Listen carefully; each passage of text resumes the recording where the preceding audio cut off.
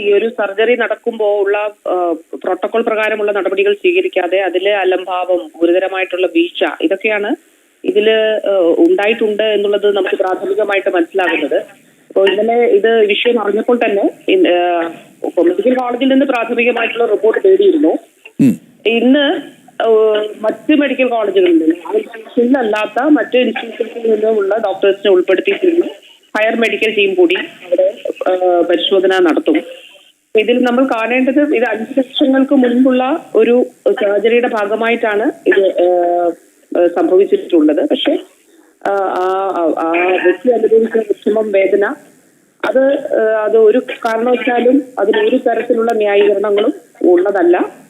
ഇതിന് കൃത്യമായിട്ടുള്ള നിയമ നടപടികൾ സ്വീകരിക്കും. ഈ ആ സർജറി ചെയ്ത ടീമിന് നേതൃത്വം നൽകിയ ഡോക്ടർ തന്നെ 5 വർഷങ്ങൾക്ക് മുമ്പ് റിട്ടയർ ചെയ്തു എന്ന്, അതായത് 2021 മെയ്യിൽ തന്നെ ആ ഡോക്ടർ റിട്ടയർ ചെയ്തു എന്നുള്ളതാണ് മനസ്സിലാക്കുന്നത്.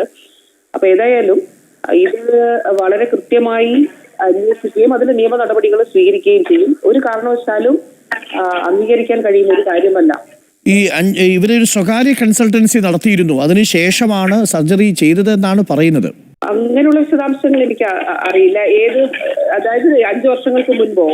അതെ, അതായത് സർജറിക്ക് മുമ്പ് ഈ ലളിതാംബിക ഡോക്ടറെ വീട്ടിൽ പോയി കണ്ട് ഒരു കൺസൾട്ടിങ് ഫീയും കൊടുത്തു എന്നാണ് ഷിബിൻ ഇപ്പോൾ പറയുന്നത്. അത് ഇപ്പോ ഞാൻ ഈ ശ്രീമതി ഉഷാ ജോസഫ് പറയുന്നതാണ് ഞാൻ വിശ്വസിക്കുന്നത്. കാരണം ഇനി ബാക്കി അന്വേഷണത്തിന്റെ ഭാഗമായിട്ട് വരട്ടെ. ഇതില് മെഡിക്കൽ കോളേജിലെ ഡോക്ടർമാർക്ക് നോൺ പ്രാക്ടീസ് ക്ലിയറൻസ് ഉൾപ്പെടെ നൽകുന്നുണ്ട്. അപ്പോ പ്രാക്ടീസ് ചെയ്യാനായിട്ട് നിയമം പാടില്ല. അങ്ങനെയുള്ളവർ പ്രാക്ടീസ് ചെയ്തിട്ട് ഇത് ഒരു ഇടക്കാലത്ത് വളരെ ശക്തമായി, പ്രത്യേകിച്ച് ആലപ്പുഴ മെഡിക്കൽ കോളേജുമായിട്ട് ബന്ധപ്പെട്ടുണ്ടായത്. പക്ഷെ ഈ ഒരു ഘട്ടത്തിൽ അത് നടപടിയെടുത്ത് ഈ ഗവൺമെന്റ് വളരെ ശക്തമായിട്ടുള്ള നടപടിയെടുക്കുകയൊക്കെ ചെയ്തിരുന്നു കുറച്ചു പേർക്കെതിരെ. പക്ഷെ ഇതിപ്പോ കുറെ വർഷങ്ങൾക്ക് മുൻപുള്ളൊരു കാര്യമാണ്.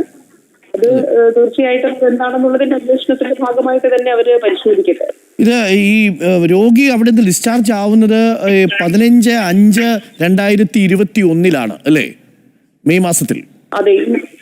ഇന്നലെ അന്നത്തെ ഓഫീസ് ഷീറ്റുകളൊക്കെ നൽകുന്നതിന് വേണ്ടിയിട്ട് എടുക്കാൻ പറഞ്ഞിരുന്നു. അപ്പൊ അതിൽ കാണുന്നത് 10/5/2021 അവിടെ അഡ്മിറ്റ് ചെയ്തതെന്ന് കാണുന്നു. 12/5/2021 അവിടെ സർജറി നടന്നത്.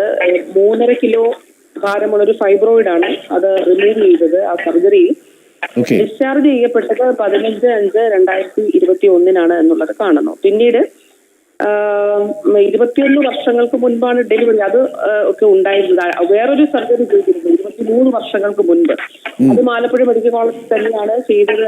അതായത് 23 അല്ല, ഈ വ്യക്തിക്ക് 23 വയസ്സുള്ളപ്പോ വർഷങ്ങൾക്ക് മുൻപ് ആലപ്പുഴ മെഡിക്കൽ കോളേജിൽ തന്നെ ഒരു സർജറി ചെയ്തതായിട്ട് കാണുന്നുണ്ട്.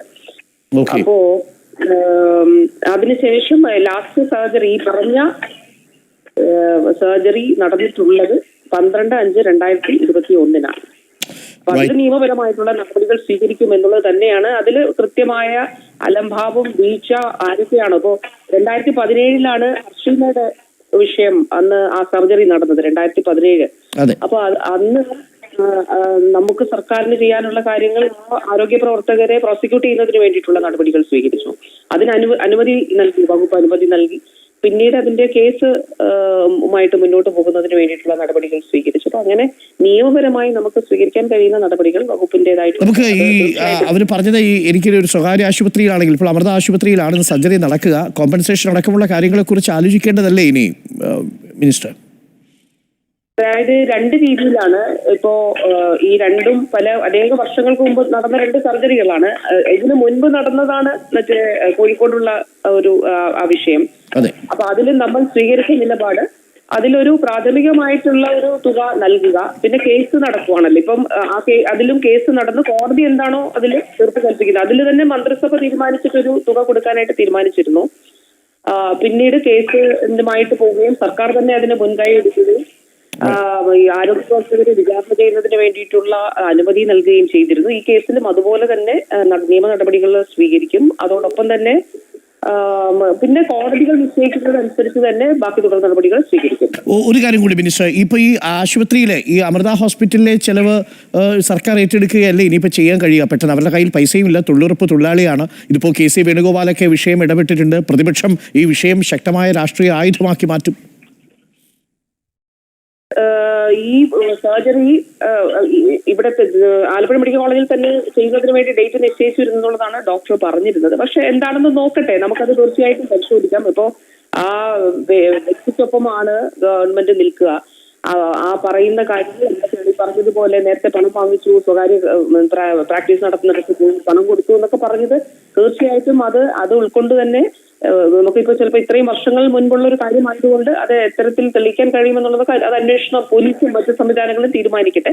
ബാക്കി തീർച്ചയായിട്ടും സ്വീകരിക്കേണ്ട നിയമ നടപടികൾ എന്തൊക്കെയാണോ അത് ഗവൺമെന്റ് സ്വീകരിക്കും. ഈ ഒരു കാര്യം കൂടി, ഈ ചേർത്തല താലൂക്ക് ആശുപത്രിക്കെതിരെയും ഇപ്പോൾ ഒരു ആരോപണം വന്നിട്ടുണ്ട്. ഈ ചില്ല് നീക്കാതെ മുറിവ് തുന്നിക്കിട്ടിയെന്നാണ് അദ്ദേഹം നമ്മളോട് ഇപ്പോൾ പ്രതികരിച്ചിട്ടുണ്ട്. നോക്കാം, ഇതില് നമ്മൾ കാണേണ്ടത് ഇപ്പോ എന്റെ ഒരു അറിവിൽ ഇപ്പൊ 3 സംഭവങ്ങളാണ് ഇപ്പോൾ വന്നിട്ടുള്ളത് ഇതുപോലെ. അതായത് ഈ കത്രികയുമായിട്ട് ബന്ധപ്പെട്ട് ആലപ്പുഴ തന്നെ ഒരു സ്വകാര്യ ആശുപത്രിയിൽ ഇതുപോലെ വന്നിരുന്നു. അതൊരു 1.5-2 വർഷം മുൻപാണ് വന്നത്.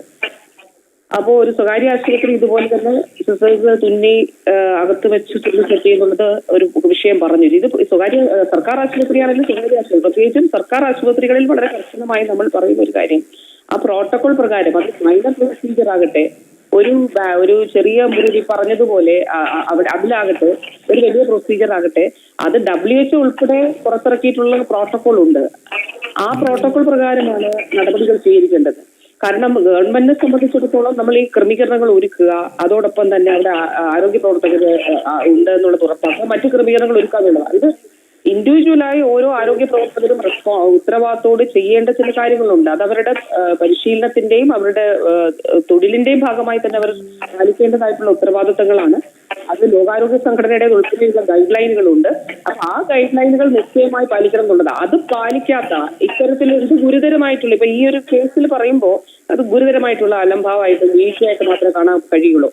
കാരണം ഒരു സർജറി ചെയ്യുന്നതിന് തൊട്ട് മുൻപ് എത്ര എക്യുപ്മെന്റ്സ്, അതിന് ഒരു നഴ്സ് അതിന് ചുമതലപ്പെട്ടിട്ടുള്ള വ്യക്തിയാണ്. അതിനൊരു ഓരോ തിയേറ്ററിലും അങ്ങനെ ചുമതലപ്പെട്ട ആരോഗ്യ പ്രവർത്തകരുണ്ട്. അവരുടെ ഡെസിഗ്നേറ്റഡ് ഡ്യൂട്ടിയാണ് എത്ര കാര്യങ്ങൾ ഉണ്ട് എന്നുള്ളത് എഴുതുക. അതിനുശേഷം അത് എൻട്രി ചെയ്യുക രജിസ്റ്ററിൽ, ഇതെല്ലാം ഉണ്ട് എന്നുള്ളത് ഉറപ്പാക്കി ഒരു പ്രൊസീജിയറിന് ശേഷം ചെയ്യുക എന്നുള്ളതാണ്. അപ്പോ അത് ചെയ്യാതെ അതിലൊരു അലംഭാവത്തോടെ മുന്നോട്ട് പോയിട്ടുണ്ട് എന്നുള്ളതാണല്ലോ ഇതിൽ നിന്ന് വ്യക്തമാകുന്നത്. അത് എത്ര വർഷങ്ങൾക്ക് മുമ്പ് നടന്നതാണെങ്കിലും അതില് നമുക്ക് നിയമപരമായിട്ടുള്ള നടപടികൾ സ്വീകരിക്കും. ഇനി റിട്ടയർ ചെയ്ത ആളുകളെ സംബന്ധിച്ചിടത്തോളം ഉൾപ്പെടെ എന്താണ് ചെയ്യാൻ കഴിയുക എന്നുള്ളത് നിയമപരമായിട്ടുള്ള അന്വേഷണ വിധേയമായിട്ട് തന്നെ നിയമപരമായിട്ട് അതിന്റെ റിപ്പോർട്ടിന്റെ അടിസ്ഥാനത്തിൽ നിയമപരമായ നടപടികൾ സ്വീകരിക്കും. ഈ മിനിസ്റ്റർ, ഞാൻ ഒന്നുകൂടി ഒന്ന് ചോദിക്കുന്നത്, ഈ ഷിബിൻ നേരത്തെ നമ്മളോട് പറഞ്ഞത് ഈ തൊഴിലുറപ്പ് തൊഴിലാളിയാണ്, അവർക്ക് കാര്യമായ സാമ്പത്തിക ശേഷിയില്ല. അപ്പോൾ ഈ ശസ്ത്രക്രിയയുടെ ഇപ്പോൾ അമൃത ഹോസ്പിറ്റലിൽ നടക്കുന്ന ശസ്ത്രക്രിയയുടെ അടക്കം ചെലവുകൾ സർക്കാർ ഏറ്റെടുക്കുന്നതായിരിക്കില്ലേ ഉചിതം എന്നുള്ളത് നോക്കാം. കാരണം ഇന്നലെ അവിടുത്തെ സ്ഥലം MLAയും അവിടെ പോയിരുന്നു. MLA വിഷയം അവിടെ പറഞ്ഞു എന്നുള്ളതാണ് ഞാൻ മനസ്സിലാക്കുന്നത്. എന്താണെന്നുള്ളത് അത് നോക്കട്ടെ.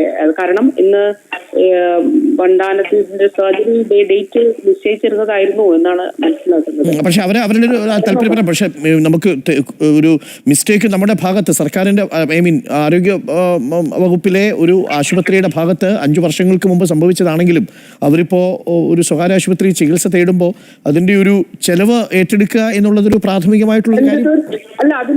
അതിലൊന്നും സർക്കാരിന് എതിരായിട്ടുള്ളൊരു വകുപ്പിന് എതിരായിട്ടുള്ളൊരു ഇതില്ല. ഞാൻ പറയുന്ന ഒരു കാര്യമുണ്ട്. അതായത് അറിയോ, ഇത് പലപ്പോഴും ഇതിന് ഉത്തരവാദികളായിട്ടുള്ളവരിൽ നിന്ന് തന്നെ ഈടാക്കുകയും ചെയ്യണം എന്നുള്ളതാണ്. അത് പക്ഷെ ഇതില് നമുക്ക് എന്താണ് ചെയ്യാൻ കഴിയുന്നുള്ളത് തീർച്ചയായിട്ടും നോക്കാം. അത് പരിശോധിച്ചിട്ട് എന്താണ് ചെയ്യാൻ കഴിയുക എന്നുള്ളത് തീർച്ചയായിട്ടും നമുക്ക് നോക്കാം. Okay, thank you minister, thank you.